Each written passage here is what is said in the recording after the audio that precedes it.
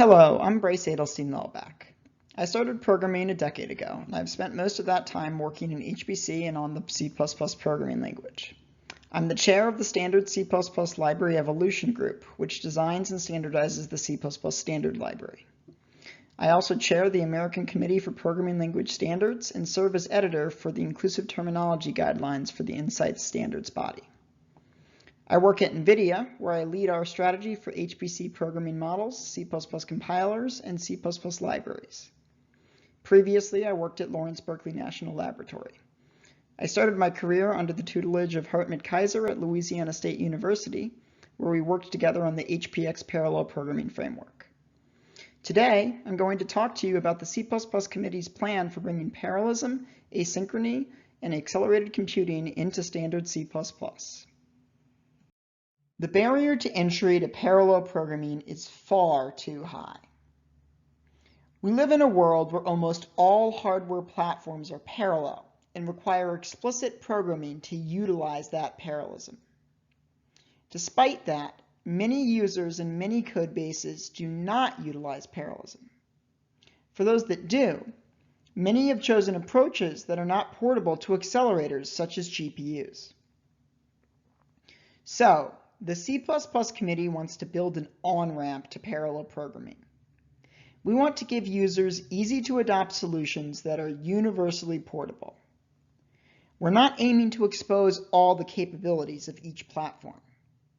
We want widespread adoption and normalization of parallelism across the C++ ecosystem. There's three pillars to our strategy for parallelism in standard C++. First, we need a corpus of common algorithms that dispatch to vendor-optimized parallel libraries. Next, we need tools to write your own generic parallel algorithms that can run anywhere. Finally, we need mechanisms for composing parallel invocations into task graphs. We've been incrementally delivering these pillars in each revision of the C++ standard. C++ 17 introduced parallel algorithms, forward progress guarantees, and a new memory model. C++ 20 delivered the foundational pieces of ranges, coroutines, and a new set of scalable synchronization primitives. C++ 23 brought mdspan, a vocabulary type for multidimensional data, many new range adapters, and extended floating point types. C++ 26 should deliver senders, C++'s asynchrony framework, as well as linear algebra, SIMD types and operations, and building blocks for concurrent data structures. Let's start off by diving into the C++ parallel algorithms. C++ has had a set of serial algorithms for manipulating sequences of objects since the first standard. These algorithms operate on one-dimensional sequences.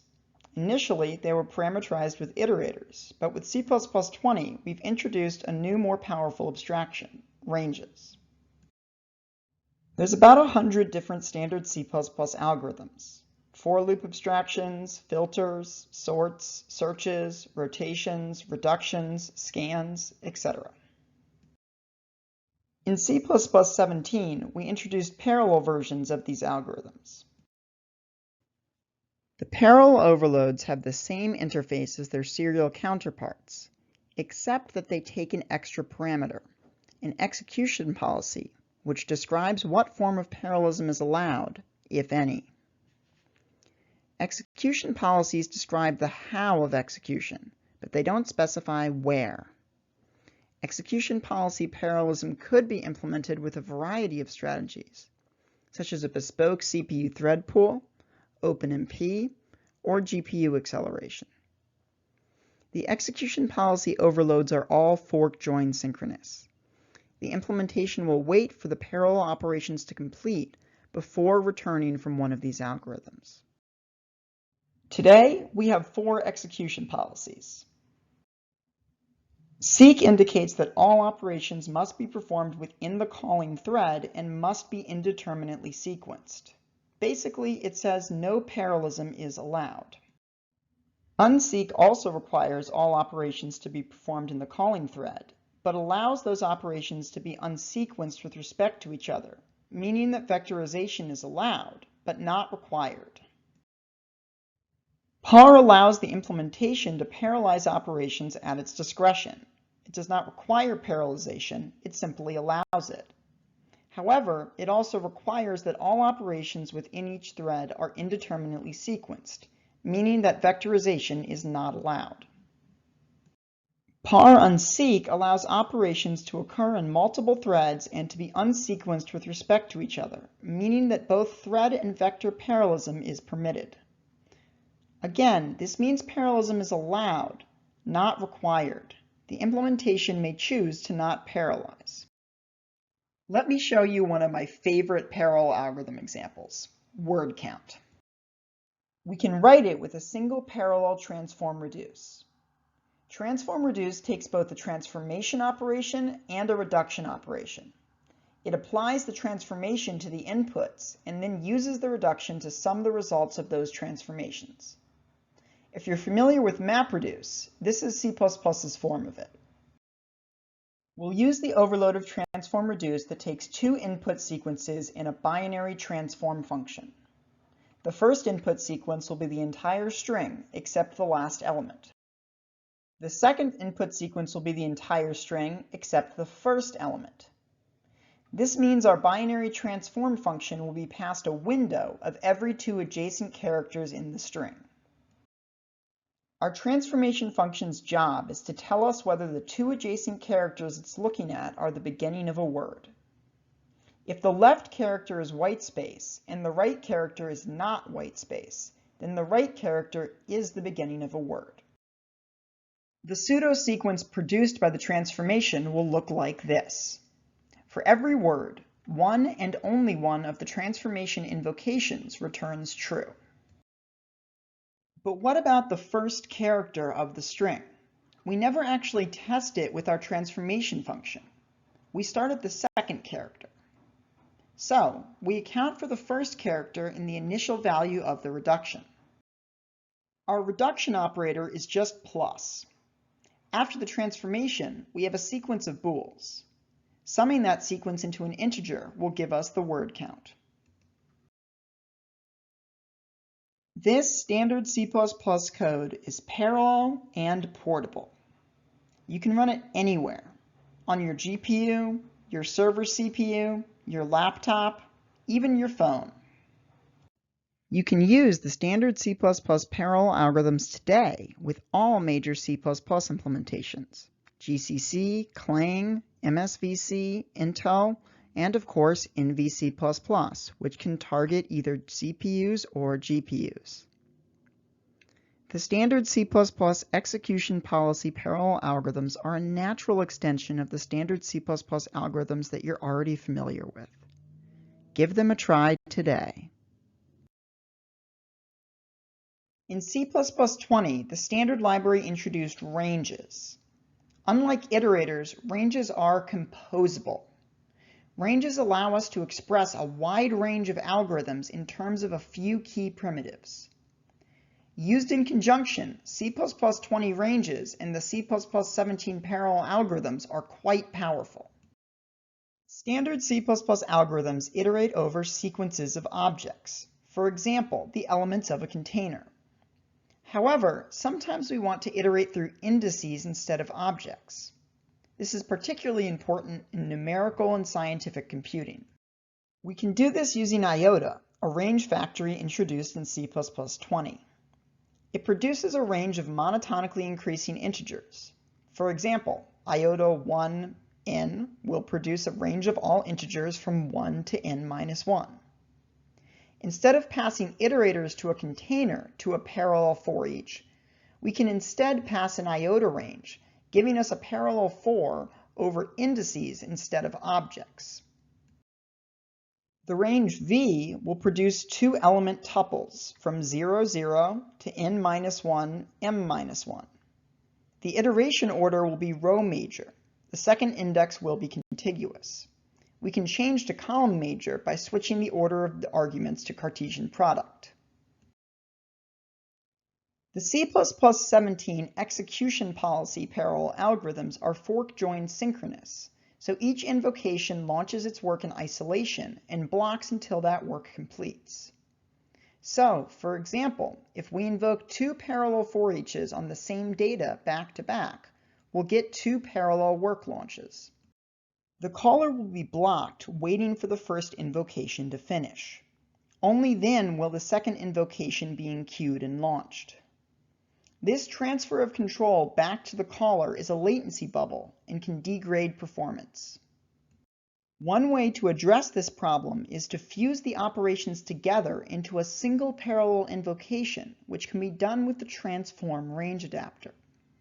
Transform takes an input range in a function and returns a range that is the result of applying the function to the input. This is completely lazy.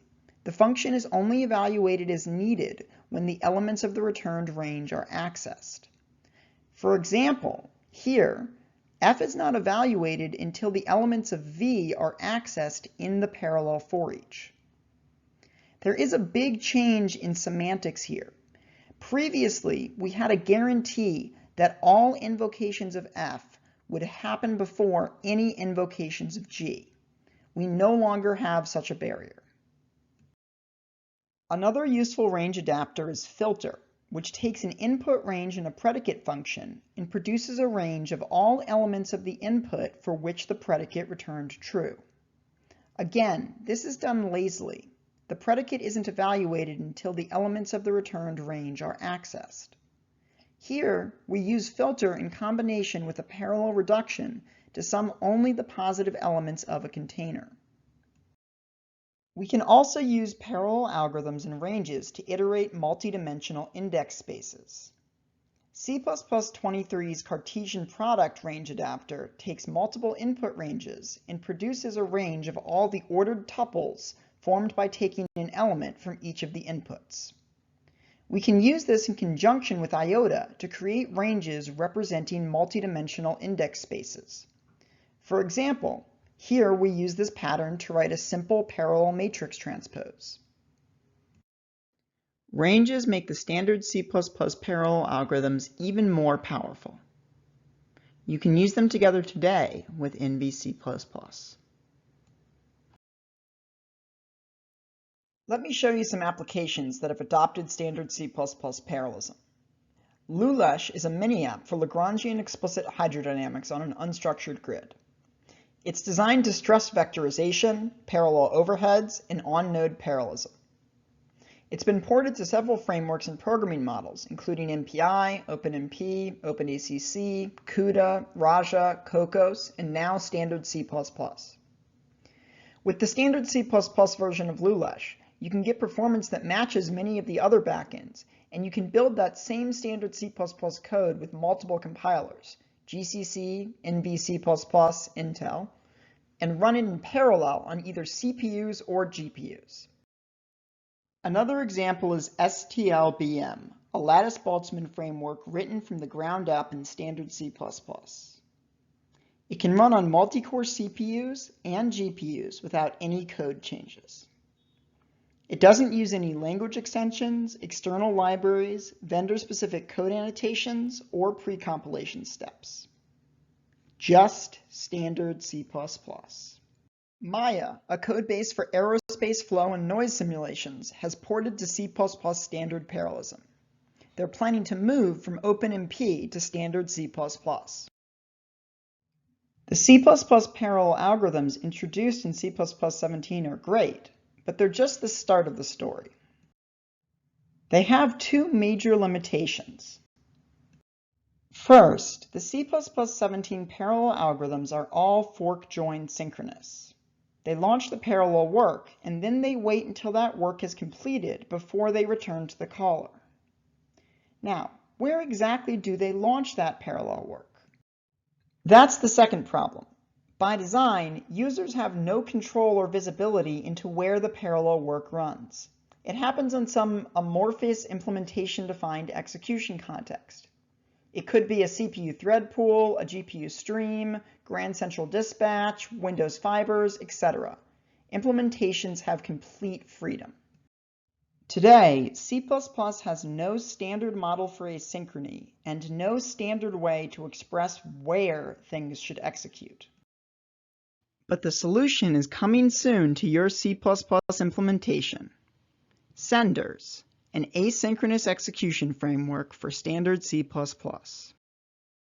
Let's look at a simple example. First, we need to get a scheduler from somewhere, from a thread pool, a tasking system, a GPU driver, etc. To start a chain of work on the scheduler, we call schedule, which returns a sender. That sender will complete on the execution context associated with the scheduler. Next, we use a sender algorithm, then, to compose work onto the sender that we got from the scheduler. This work will be performed on that same execution context. The sender algorithm will return a new sender, which we can use to add more work onto the chain.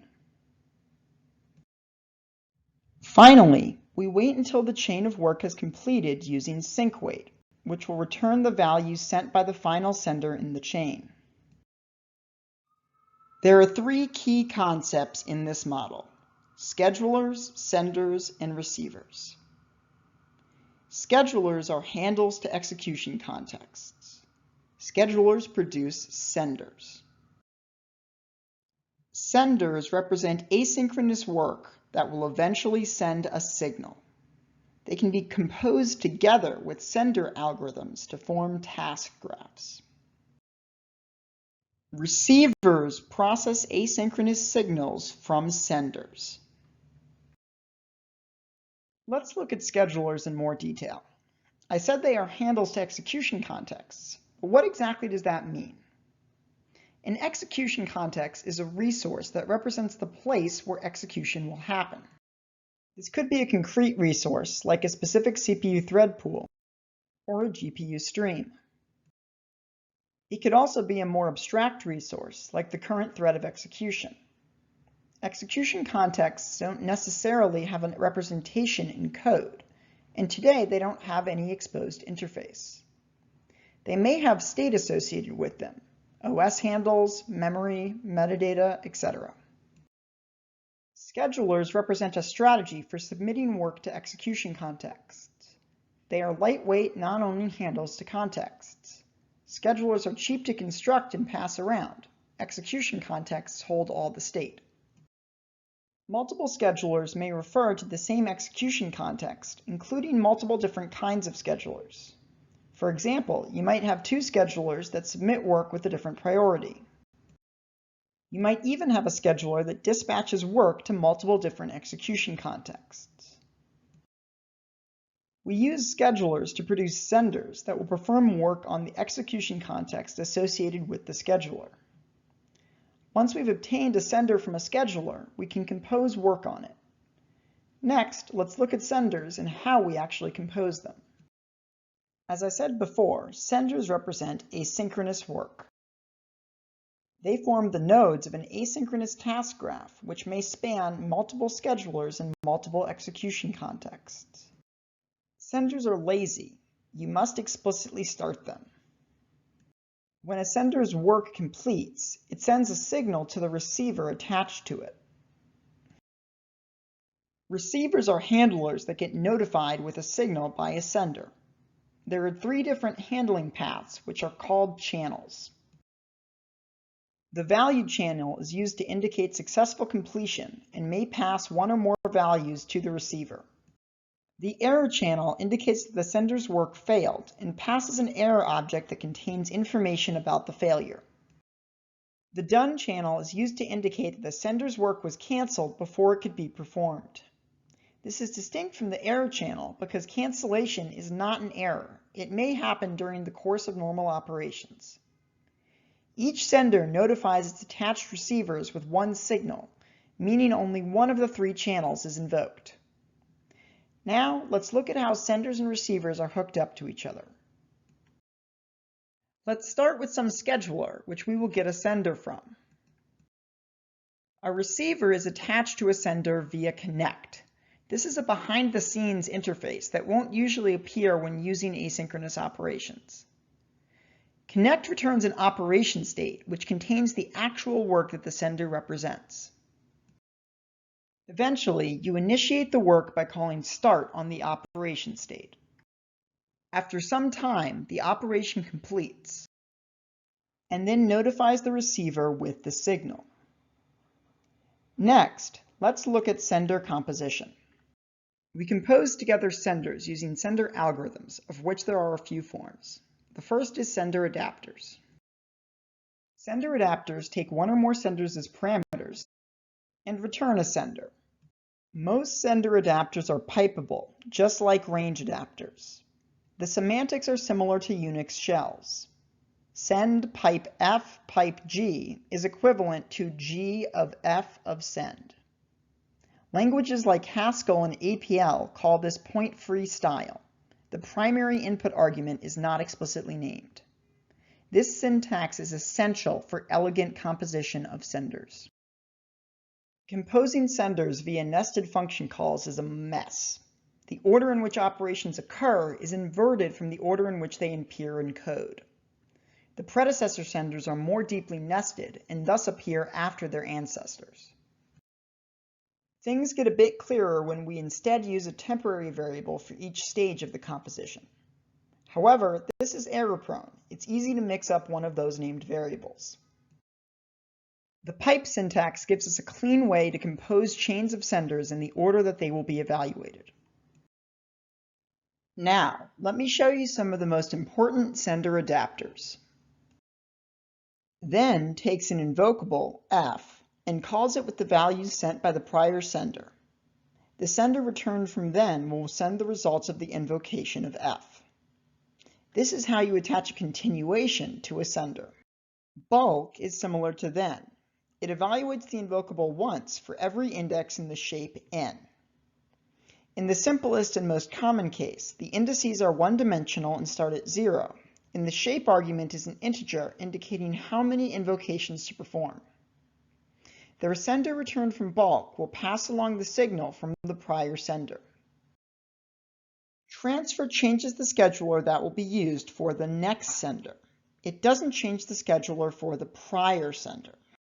Some senders can only be connected to a single receiver.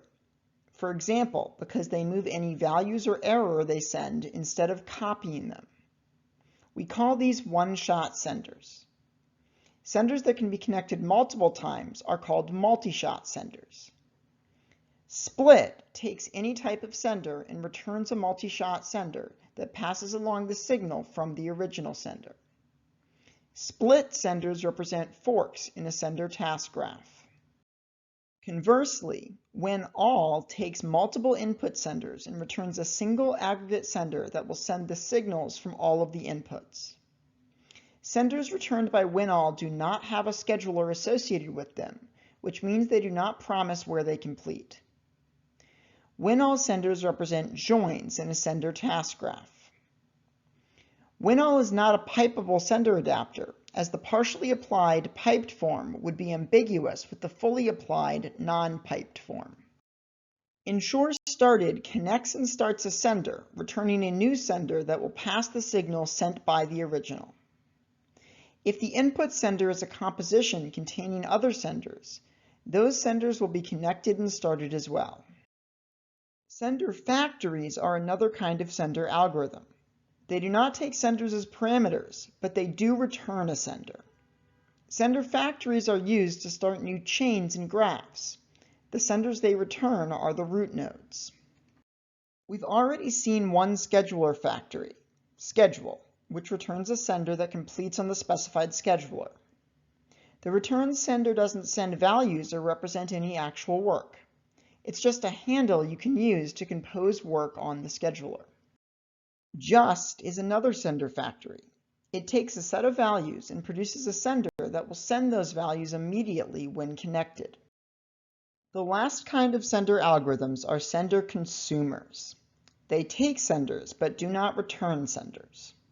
They typically launch a sender graph by connecting and starting it. They are the leaf nodes of sender graphs. SyncWait is a sender consumer and synchronization primitive that blocks until a sender completes, and then returns or throws whatever was sent. Now, let's discuss the details of how sender graphs get formed. Suppose we have a single link in a chain of senders. We have an abstract before sender adapter on the left-hand side of this link, a concrete then adapter, and an abstract after adapter on the right-hand side. If we unroll the pipe syntax, we'll have something like this. We've got a before sender that came from somewhere. We create a then sender, which will contain the before sender and the function f. And we'll also create an after sender, which will contain the then sender. We'll end up with a nested structure of senders. At some point, we'll connect a receiver to the outermost and last sender. Each sender in the nested structure will connect a receiver to its child. This happens in the opposite order of sender construction. That will give us a nested receiver structure that's the inverse of the sender structure. A nested operation state structure is also produced and returned from connect. Eventually, we'll start that operation state. As the operations complete, they'll begin notifying their receivers with signals. When the before receiver gets its signal, it will notify the then receiver. If it's a value signal, the then receiver will invoke f with the value and signal the after receiver with the results of that invocation. Let's look at a more advanced example, a generic, asynchronous, and parallel inclusive scan.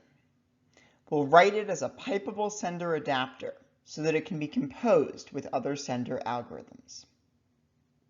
It'll take three parameters: a sender, which will expect to send the input as a range, an initial value, and the number of tiles to split the input into.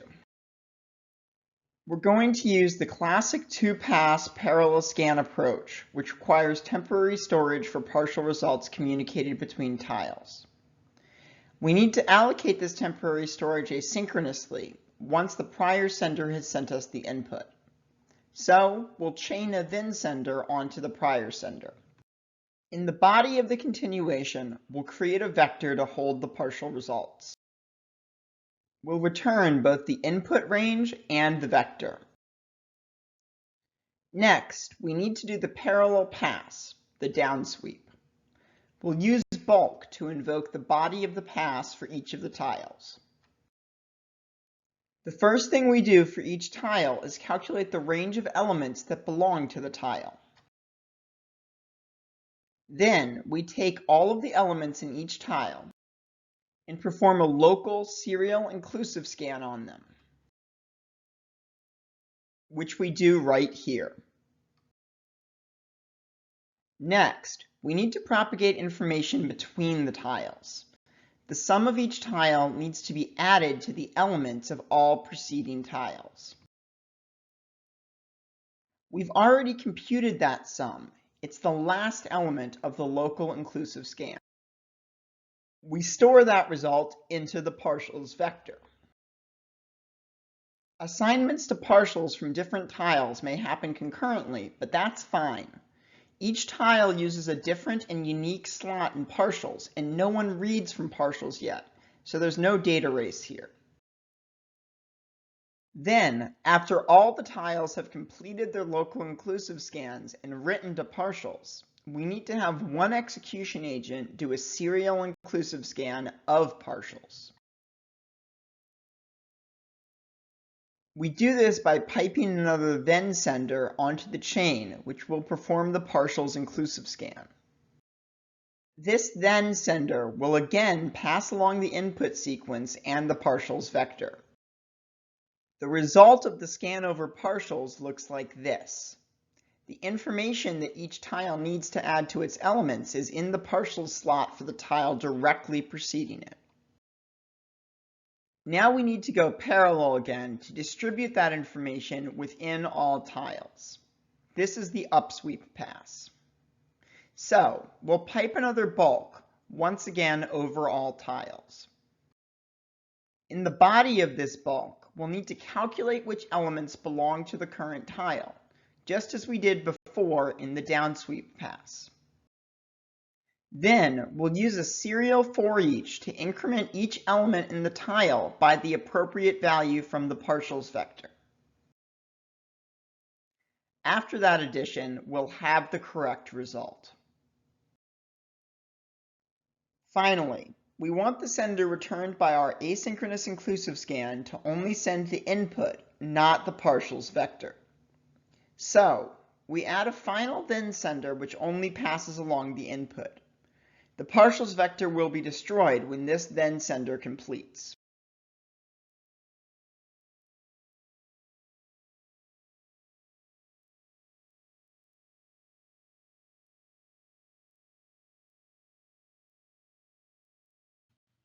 We're developing a whole suite of asynchronous parallel algorithms based on senders and ranges, which we hope to make available soon in our implementation. These algorithms will be sender adapters, which take their range and scalar data parameters as a sender and return a sender that transmits the result of the operation. You'll be able to call them unbound or partially bound and use them in pipelines. Using these new asynchronous algorithms can have huge performance benefits, as you can avoid unnecessary waiting and overlap different computations. Consider this synchronous code, which calls a series of transforms over the same range. If we accelerate this code with the execution policy parallel algorithms, we'll have to wait after each invocation of transform. We won't enqueue the next transform until the first one finishes, so we'll experience the full latency of submitting the parallel work each time, and our parallel resource will remain idle in between each transform. But with an async transform, we can express these operations as a chain of work that can all be enqueued up front. We can do other work while the async transforms are running. And we only wait once for the entire chain of work to complete when we eventually call sync wait on the chain. Let's take a look at another example, normalizing the elements of a range. We can do this by getting the maximum element of the range and then dividing each element by that one. We use a binary transform which performs division. It needs two inputs, the input range and an infinite range that repeats the maximum element. Our asynchronous version needs two asynchronous algorithms, a binary transform and a max element. The with sender adapter takes another sender adapter. It passes the values that it receives to that adapter and then sends those values combined with whatever the adapter sends. In this case, it will call async max element with whatever range it receives, and then it will send that range along with the result of async max element. Next, we need to convert the iterator to the max element into an infinite range that repeats the value of that element. We do this with a letValue adapter. Now we've got a sender that sends exactly what we need, the input range and an infinite range that repeats the maximum element. All we have to do is pipe a binary asynchronous transform that performs division onto that.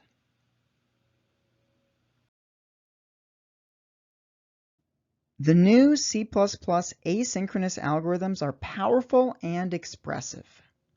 They have a high-level syntax, all the composability of ranges and senders, and all the performance benefits of asynchrony.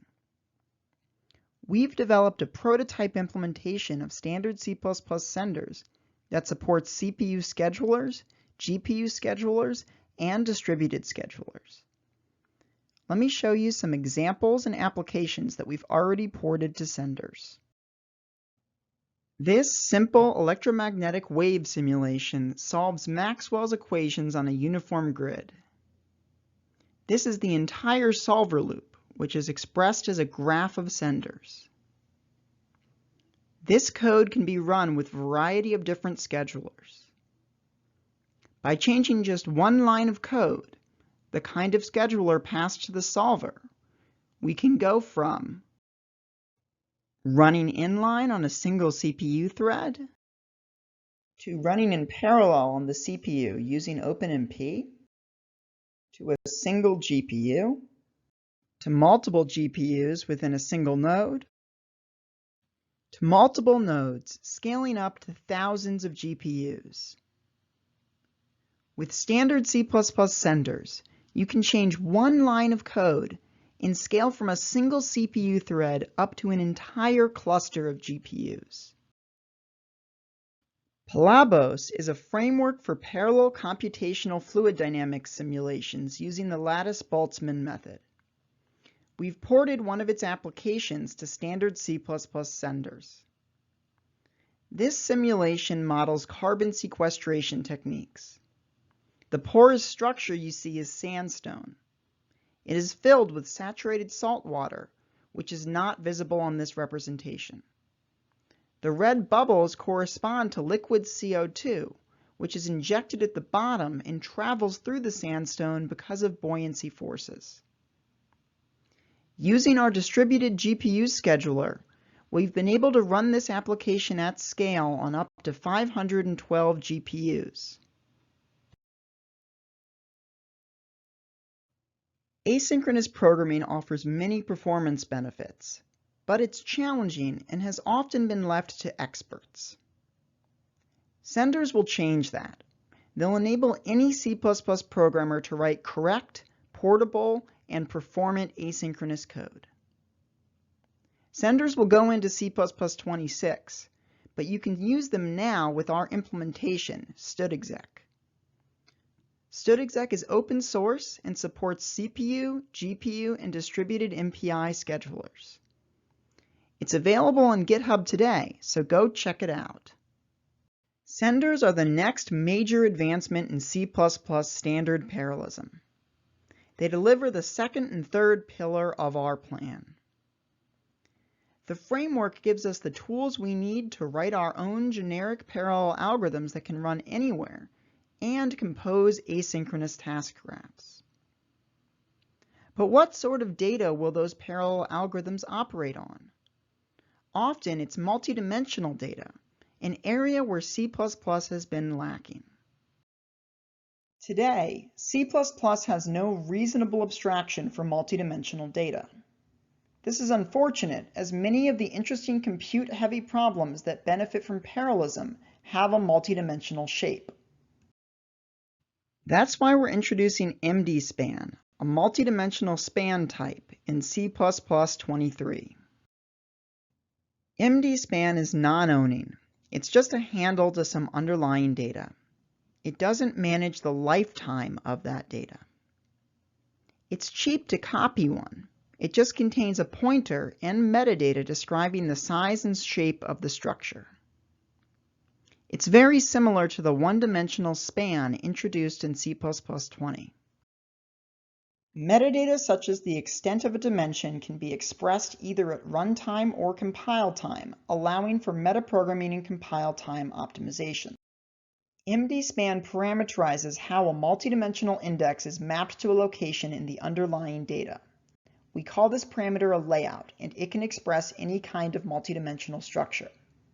There are some concrete layouts in the standard library for common use cases, but anyone can define their own layout and plug it into an mdspan. Likewise, mdspan parameterizes how it accesses the underlying data. The default is to just perform a normal C++ pointer dereference with an index. With a custom accessor, you could instead use a special cache bypassing instruction, read from disk, or perform a remote memory access. mdspan uses extents objects to express the number of dimensions in a space, the rank, and their length, the extents. Extents objects take a variadic number of integrals as template parameters. For dynamically sized extents, the magic value dynamic extent is used as a template parameter, and the extent is passed to the constructor. Through the power of C++20's class template argument deduction, when you're working with all dynamic extents, You usually don't need to spell out the entire verbose instantiation. There's also an alias, dextents, for the all-dynamic extents case. It takes a single parameter, an integral specifying the rank. For statically sized extents, the extent itself is passed as a template argument. No corresponding constructor argument is needed. You can mix static and dynamic extents. For example, in this case, we have one static extent and one dynamic extent. So we'll need to pass just one extent at runtime. Extents objects in mdspan support arbitrary rank. You can have as many dimensions as you want. mdspan has 4 template parameters, 2 of which are optional. The first is the element type. The second is the extents type. This must be a specialization of the extents class template. The third is a layout. The default is layout right. We'll discuss layouts more in a few moments. The final parameter is an accessor, which performs element access. mdspans of all dynamic extents have a simple syntax. With class template argument deduction, you can construct one without specifying any template parameters. If you do need to spell the type out, it's still concise. Just use the dextents alias. The elements of an mdspan are accessed via the index operator. Thanks to a recent core language change in C++23, indexing operators can now take multiple parameters. You can also make mdspans of static or mixed extents. The simplest way to construct these is by passing an extents object as the second constructor argument. Now, let's talk a bit more about layouts. The 2 most common layouts are layout right and layout left. With layout right, the rightmost extent is contiguous, meaning its stride is 1, and strides increase right to left as the product of extents. This is the layout for C++ built-in arrays and NumPy. It's also the default for mdspan. For example, if we had a 2x2 matrix, the 2 elements on the first row would have data locations 0 and 1, and the elements on the second row would have data locations 2 and 3. With layout left, the leftmost extent is contiguous. Its stride is 1, and strides increase left to right as the product of extents. This is the layout used by Fortran arrays and by MATLAB. If we had a 2x2 matrix in layout left, the 2 elements in the first column would have data location 0 and 1, and the 2 elements in the second column would have data location 2 and 3. There's also a standard layout that allows you to explicitly specify the strides for each extent. All 3 of the concrete layouts in the standard library are just implementations of the layout concept. Generically, a layout is just something that maps a multidimensional index to a data location. Anyone can define a layout. Layouts may be non-contiguous. They may map multiple indices to the same location. They may perform complicated or expensive computations. And they may have or refer to state. Parameterizing layout is critical because it allows us to write generic multidimensional algorithms that can be used with any layout. This is an essential component of portability because different layouts may be needed on different platforms to deliver on performance. Today, we have a major vocabulary problem with multidimensional types in the C++ ecosystem. Suppose I write a function that uses a concrete owning multidimensional type like eigenmatrix. My users will be able to pass an eigenmatrix to this function. But what if they have a boost ublas matrix, or a PETSI matrix, or a Blaze matrix, or a cutless tensor, or a multidimensional array passed from Fortran? That's where mdspan comes in. By using it in your interfaces, your code can work with any multidimensional data structure.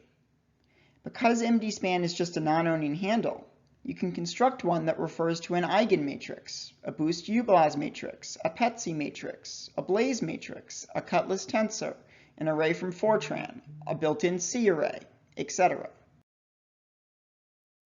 For example, suppose we had our own row major matrix class. We can add a simple mdspan conversion operator, allowing us to pass our matrix class to any interfaces that expect an mdspan. In some more complex cases, we might have to write our own layout type. Now, let's look at how we can use mdspan. This is a simple 3D 7-point stencil inner kernel, similar to what you'd see in a proxy application like MiniGhost. We have two 3D mdspans representing the problem state. Using the Cartesian product of iotas technique I showed earlier, we build a range iterating the index space, and then use a parallel for each to iterate that space. If we want to change the layout, all we have to do is change the input mdspans. Everything else remains the same. Earlier, I showed you this example of a simple parallel matrix transpose. We used span and dealt with the multidimensional indexing manually. That's not particularly portable. We've hard-coded a specific data layout which may not make sense in all circumstances. It's also error-prone, as it's easy to make a mistake in the indexing formula. We can improve this by using mdspan instead. Now we can change layout by simply changing the type of mdspan that we use. This will be simplified even further in the future, once we develop an efficient model for multidimensional iterators and ranges. Then we'll just be able to pass in an object describing the indices of an mdspan instead of constructing one ourselves with Cartesian product and iota. Going a step further, we can write this asynchronously with senders. mdspan is a powerful slicing interface, sub-mdspan. It takes an mdspan and returns a sliced mdspan. Because mdspan is non-owning and cheap to copy, slicing is also cheap. You're just creating a new view of the same underlying data. The input mdspan is not modified. For each extent of the mdspan, you pass a slice specifier to sub-mdspan. There are 4 kinds of slice specifiers. You can specify a single index to be selected for an extent by passing an integral as a slice specifier. The rank of the returned mdspan is reduced by 1 for each specifier of this type, as the entire extent is sliced away. You can also pass an interval of contiguous indices to be selected for an extent. The interval is described by a tuple. You can also select a strided interval from an extent using a strided slice object. It takes an initial offset to start at, the length of the interval in the original extent, and the length of each stride. Finally, you can pass full extent to select an entire extent. For example, here we have a 3D mdspan, M0, and we make a slice of it by selecting 8 indices for each extent, starting at indices 15, 31, and 7, respectively. The mdspan returned by sub-mdspan, M1, will have a rank of 3. We didn't use any single index slice specifiers, which would cause a rank reduction. Each of the extents of M1 will be 8. Multidimensional indices for M1 will be offset from what they would be for M0. For example, M1 0 0 0 would be equal to M0 15 31 7. Let's look at another example, this time with rank reduction. We'll slice M0 selecting index 15 for the first extent, the entire second extent, and index 31 for the third extent. The mdspan we produce, M2, will have rank 1. And the extent of that rank will be 128, the extent of the second dimension of M0. Iterating this 1D slice will be equivalent to accessing M0 with a fixed index for the first and third extent. Here's a final example with a strided interval. This strided interval of the first extent will start at the 8th index and then advances with a step of 2 until a distance of 8 has been reached. So 4 indices of the first extent will be selected in total. The rank of the produced mdspan will be 1. We selected from a length of 8 in the original mdspan with a stride of 2, and thus the extent of the new mdspan is 4. The element at index I in M3 would be equal to the element at I times 2 plus 7 in M0. So, M30 would be M07. M31 would be M09. M32 would be M011. M33 would be M013. Sub-mdspan is a useful tool for writing tiled algorithms.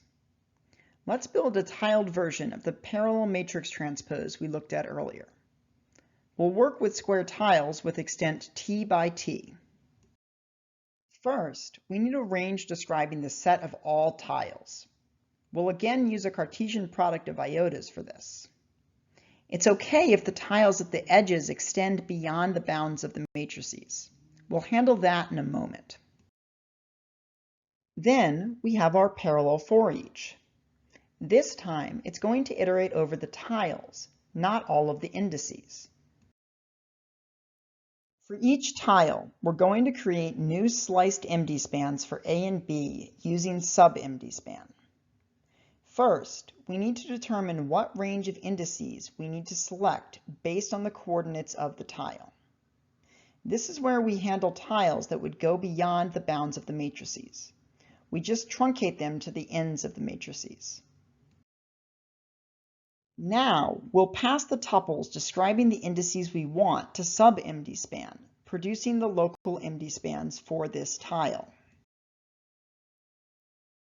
Next, we need a range of the multidimensional indices within the tile. Finally, we use a C++ range-based for loop to iterate over the indices of the tile and perform the transpose with the local mdspan slices we made. With that, we're done.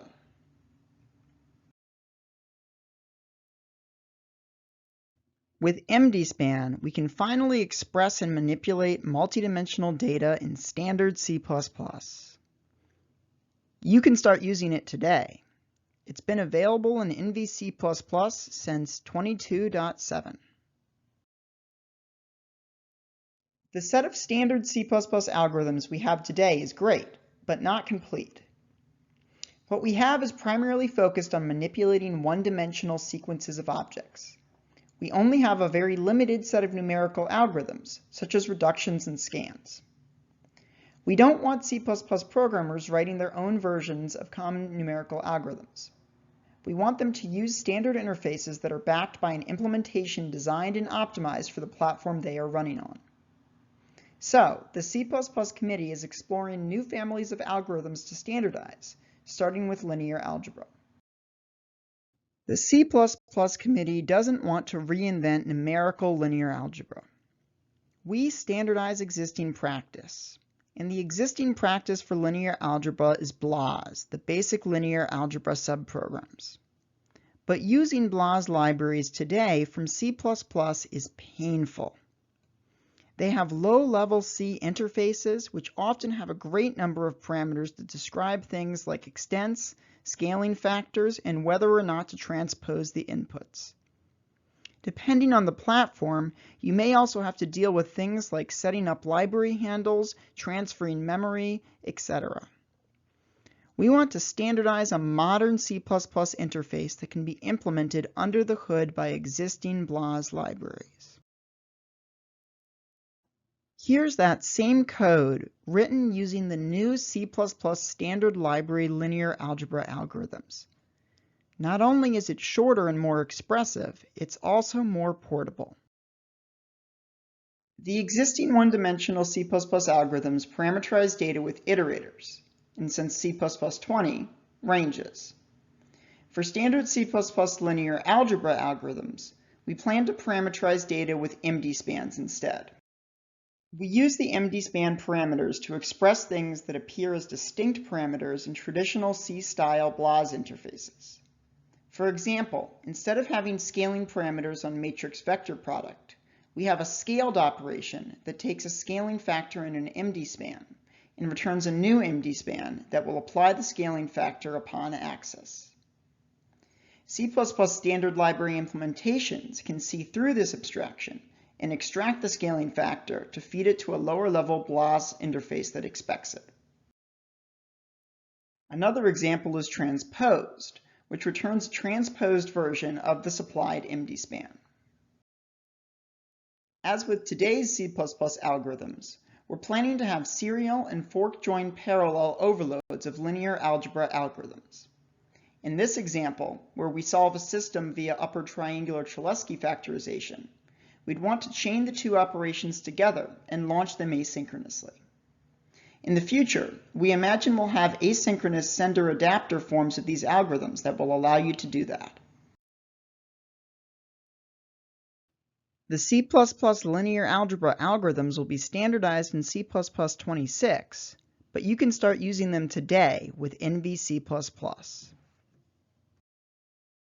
There's plenty of other work down the road for C++ standard parallelism. Other classes of numerical algorithms, asynchronous streams, memory model extensions, affinity and locality facilities, etc. But with every standard revision, we deliver more and more components of C++'s story for parallelism. I want to end where we started, with our goal. We need on-ramps to parallelism in standard C++. Almost all modern platforms are parallel, yet a shocking amount of code does not take advantage of that parallelism. So, we want to normalize parallelism and accelerated computing. Writing parallel C++ code should be easy and natural. Parallelism should be the default. Thank you all for your time. I hope to see you in person at next year's conference.